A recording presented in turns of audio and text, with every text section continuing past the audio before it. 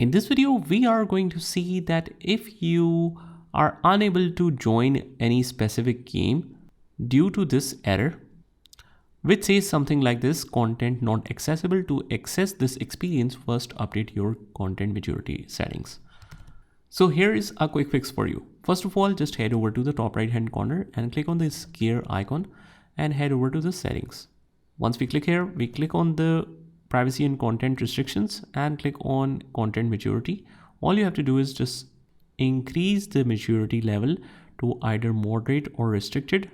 And after that, you should be able to play that specific game. But just remember that if you're not of the specific age, it might ask you for the parental permissions to make the changes. And after that, if you head over back to your home tab and try to play that same game, you should be able to run that. And that's pretty much it. I hope you found this video helpful, and if you did, hit the like button and subscribe to our channel, and I will see you in the next one.